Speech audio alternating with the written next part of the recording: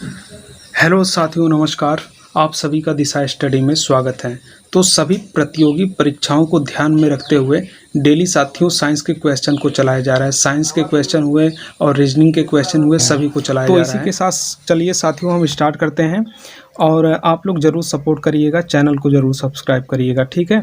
चलिए पहला क्वेश्चन साथियों आपके सामने हम रखते हैं। पहला क्वेश्चन आपसे क्या कह रहा है, आंसर दीजिएगा। यांत्रिक ऊर्जा को विद्युत ऊर्जा में परिवर्तित करने वाला साधन कहलाता है। फर्स्ट वाला आपका डायनमो दिया है, फिर इसके बाद सेल दे रहा है, फिर इसके बाद ट्रांसफार्मर दे रहा है, फिर इसके बाद विद्युत मोटर दिया है। तो इसमें सही आप आंसर बताइएगा। यांत्रिक ऊर्जा को विद्युत ऊर्जा में परिवर्तित करने वाला साधन क्या कहलाता है? तो इसमें आपका करेक्ट आंसर हो जाएगा डायनमो। ऑप्शन नंबर ए आपका करेक्ट हो जाएगा। सेकंड क्वेश्चन क्या कह रहा है, ध्यान से देखिएगा। जो भी साथियों क्वेश्चन आपके सामने रखा गया है रिपीटेड क्वेश्चन है, प्रीवियस ईयर क्वेश्चन है सभी, ठीक है। सेकंड वाला साथियों इसमें क्या कह रहा है कि पृथ्वी की सतह पर गुरुत्व स्मॉल जी के कारण त्वरण का मान कितना होता है? मतलब गुरुत्वीय त्वरण आपसे कह रहा है, तो गुरुत्वीय त्वरण क्या होगा? 8.9 मीटर प्रति सेकंड स्क्वायर, फिर यहाँ पर 98.8 मीटर प्रति सेकंड स्क्वायर, फिर यहाँ पर आपका दिया 9.8 मीटर प्रति सेकंड स्क्वायर, फिर इसके बाद दिया नन ऑफ दी। तो साथियों इसमें करेक्ट आंसर होगा, हम लोग पढ़ते आ रहे हैं 9 से ना, तो गुरुत्वीय त्वरण का मान कितना होता है? स्मॉल जी का मान 9.8 मीटर प्रति सेकंड स्क्वायर, करेक्ट है।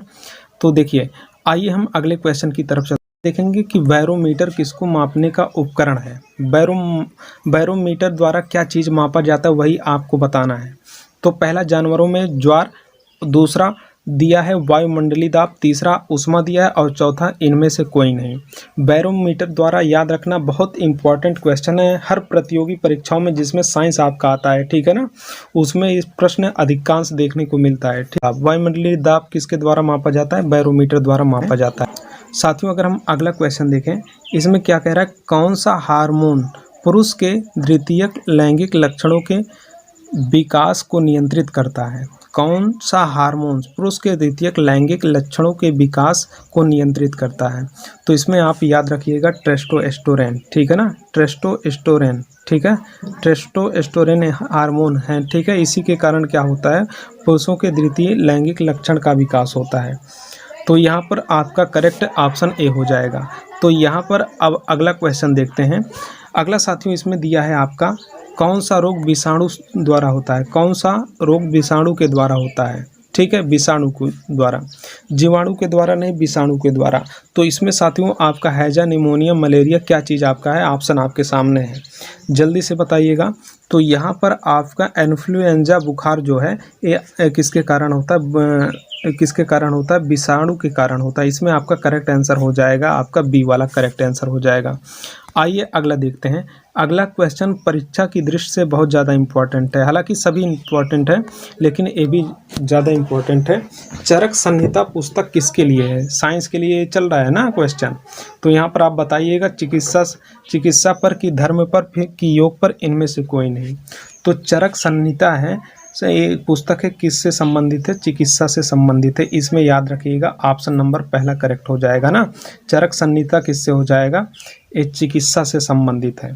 आइए अगला देखिए। अगला क्वेश्चन देखिए, हर कोई जानता है कि जीव विज्ञान का जनक किसे माना जाता है? ऐसे भी प्रश्न पूछे जाते हैं, ठीक है ना। जीव विज्ञान के जनक किसे माना जाता है? तो इसमें ऑप्शन नंबर आपका बी करेक्ट हो जाएगा, अरस्तु सही हो जाएगा साथियों, इसमें अरस्तु करेक्ट हो जाएगा। आगे हम बढ़ें, अगले क्वेश्चन पे चलते हैं। देखिए अगला क्वेश्चन आपसे कह रहा है, कोशिका का शक्ति गृह किसे माना जाता है? कोशिका का शक्ति गृह, देखिए काफ़ी प्रश्न ये आपके एग्जाम में भी ऐसे प्रश्न पूछे जाते हैं। कोशिका का शक्ति गृह, देखिए तो शक्ति गृह आप लोग भी जानते हैं, वो इसको क्या कहते हैं? माइटोकांड्रिया। माइटोकांड्रिया क्या कहलाता है? कोशिका का शक्ति गृह कहलाता है, ठीक है ना। इसमें साथियों ऑप्शन नंबर सी करेक्ट हो जाएगा। आइए नेक्स्ट क्वेश्चन पे चलते हैं। अगला जो क्वेश्चन है ध्यान से देखिएगा, भूपर्पटी में प्रचुर मात्रा में पाए जाने वाला तत्व कौन सा है? जल्दी से बताइए। भूपर्पटी में प्रचुर मात्रा में पाए जाने वाला तत्व है ऑक्सीजन, कार्बन। देखिए भूपर्पटी में प्रचुर मात्रा में पाए जाने वाला तत्व क्या है? जल्दी से साथियों आंसर देना। ऑक्सीजन, कार्बन, कॉपर, जिंक, क्या होगा करेक्ट आंसर? तो भूपर्पटी में ज़्यादा इंपॉर्टेंट है, इसको नोट करके लिख लेना, ठीक है ना। इंपॉर्टेंट है, अधिक क्वेश्चन है। तो भूपर्पटी में सबसे प्रचुर मात्रा में पाए जाने वाला तत्व क्या है? ऑक्सीजन है, ठीक है ना। ऑक्सीजन करेक्ट है।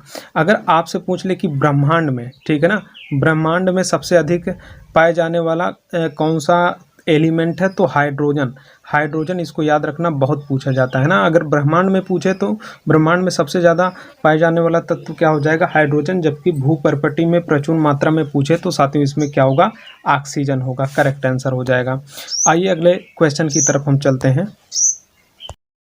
देखिए अगला क्वेश्चन साथियों आपके सामने रखा जा रहा है कि कौन सा एक यौगिक का उदाहरण नहीं है? यौगिक का उदाहरण नहीं है। शर्करा, ओजोन, जल, इनमें से कोई नहीं। जल्दी से आंसर बताएं, निम्नलिखित में से कौन सा एक यौगिक का उदाहरण नहीं है? यौगिक का उदाहरण नहीं है, ठीक है ना। देखिए यौगिक मतलब क्या होता है? दो या दो से अधिक पदार्थों को जब मिलाया जाता है उसको आसानी से हम अलग ना कर सके ना। मिश्रण क्या कि दो या दो से अधिक पदार्थ होते हैं, उसको मिलाने के बाद हम उसको आसानी से अलग कर सकते हैं। यौगिक इसमें से कौन सा नहीं है? देखिए शर्करा, शर्करा भी आपका यौगिक होगा, जल भी आपका यौगिक होगा, इसमें आपका ओजोन, ओजोन आपका ये क्या है? यौगिक नहीं है। ऑप्शन नंबर बी करेक्ट हो जाएगा, ठीक है। आइए अगले क्वेश्चन की तरफ चलते हैं। देखिए गठिया गाउट किसके उच्च स्तर के कारण होता है? गठिया गाउट किसके उच्च स्तर के कारण होता है, ठीक है ना। देखिए गठिया रोग हो जाता है ना, कि गठिया रोग हो जाता है, तो गठिया रोग का मुख्य कारण क्या होता है? यूरिक एसिड, ठीक है ना।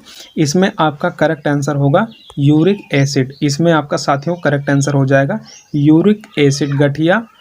गठिया रोग का कारण यही है, यूरिक एसिड। अब देखिए अगला क्वेश्चन, एक काफ़ी प्रश्न एग्जाम में पूछे जाते हैं, भी बहुत बढ़िया प्रश्न है। जल्दी से बताइए, एस्कर्बिक किसकी कमी के कारण होता है? कैल्शियम हो गया, विटामिन सी हो गया, फिर लोहा, फिर यहाँ पर क्या हो जाएगा? सोडियम। तो इसमें आपका करेक्ट हो जाएगा एस्कर्बिक, यहाँ पर विटामिन सी की कमी से होता है, ठीक है ना। विटामिन सी की कमी से होने वाला रोग क्या है? एस्कर्बिक है। इसके बाद साथियों अगला दिया है कि दुधवा राष्ट्रीय उद्यान पर कहाँ पर है? उत्तर प्रदेश में, ठीक है ना। ऑप्शन नंबर सी करेक्ट हो जाएगा। जबकि मैं अगर उत्तराखंड की बात करूं, उत्तराखंड में क्या है? जिम कॉर्बेट नेशनल पार्क है ना। जिम कॉर्बेट नेशनल पार्क कहाँ पर है? उत्तराखंड में है। और मध्य प्रदेश में आपका कौन सा नेशनल पार्क है? जैसे कान्हा नेशनल पार्क है, और भी हैं, तो ये क्या हो जाएगा? मध्य प्रदेश में हो जाएगा ना। कान्हा नेशनल पार्क मध्य में हो जाएगा। उत्तराखंड की बात करूं तो यहाँ पर जिम कॉर्बेट नेशनल पार्क है। उत्तर प्रदेश की बात करूं तो उत्तर प्रदेश में आपका क्या है? दुधवा राष्ट्रीय उद्यान है, ठीक है।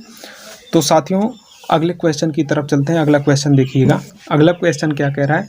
चाय और कॉफ़ी के अत्यधिक सेवन का परिणाम किसकी कमी हो सकता है? अगर आप चाय और काफ़ी ज़्यादा अधिक मात्रा में ले रहे हैं तो किसकी कमी हो सकती है? तो यहाँ पर याद रखना B12 विटामिन B12 किससे संबंधित है? कोबाल्ट से संबंधित है ना। तो कोबाल्ट की मात्रा क्या हो जाएगा? कम हो जाएगा ना। तो यहाँ पर आपका काफ़ी और चाय का अत्यधिक सेवन करने से B12 की क्या हो जाएगी? कमी हो जाएगी। तो यहाँ पर करेक्ट आंसर हो जाएगा ऑप्शन नंबर ए। साथियों नेक्स्ट क्वेश्चन पे चलते हैं। अगला देखिए, अगला क्वेश्चन कह रहा है कि गॉल ब्लेडर स्टोन पित्त आसमरी किसका निक्षेप होता है? तो यहाँ पर इसका कहने का मतलब जो पित्ताशय होता है, पित्ताशय में जो स्टोन होता है, स्टोन मतलब पथरी होता है, पित्ताशय में जो पथरी होता है उसका क्या, किसके कारण होता है? पित्ताशय में जो पथरी होता है किसके कारण होता है? तो यहाँ पर आपका ऑप्शन करेक्ट हो जाएगा ए वाला। याद रखिएगा कोलेस्ट्रॉल के कारण होता है, ठीक है ना। पित्त में जो पथरी होता है किसके कारण हो जाता है? कोलेस्ट्रॉल जमा हो जाने के कारण ये धीरे धीरे किसका रूप ले लेता है?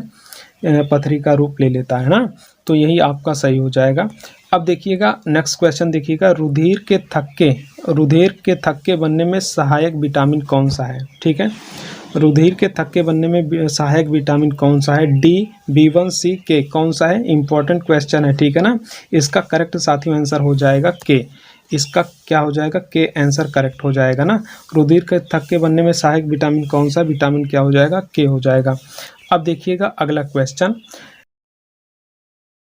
अगला साथियों क्वेश्चन क्या कह रहा है? लोहे की एक कील पानी में डूब जाती है जबकि लोहे और इस्पात से बना जहाज तैरता है। इस परिघटना को किस सिद्धांत द्वारा उत्तम वर्णित किया जा सकता है? तो कौन सा सिद्धांत ये कहता है कि जो लोहे की कील होता है पानी में डूब जाता है, और उसी लोहे या इस्पात का जो बना नाव होता है वो डूबता नहीं। किसके सिद्धांत के अनुसार? केपलर हो गए कि आर्किमिडीज हो गए कि आइंस्टीन हो गया कि न्यूटन हो गया। तो यहाँ पर आर्किमिडीज का सिद्धांत है, ठीक है ना। आर्किमिडीज का सिद्धांत यहाँ पर करेक्ट हो जाएगा, यहाँ पर बी वाला ऑप्शन सही हो जाएगा ना। तो यहाँ पर देखिए आपका आर्किमिडीज बिल्कुल सही हो जाएगा। तो साथियों क्वेश्चन समाप्त है, फिर इसके बाद हम आपसे नेक्स्ट वीडियो में मिलते हैं। और साथियों सपोर्ट ज़रूर करिएगा, चैनल को आप ज़रूर सब्सक्राइब करें। धन्यवाद।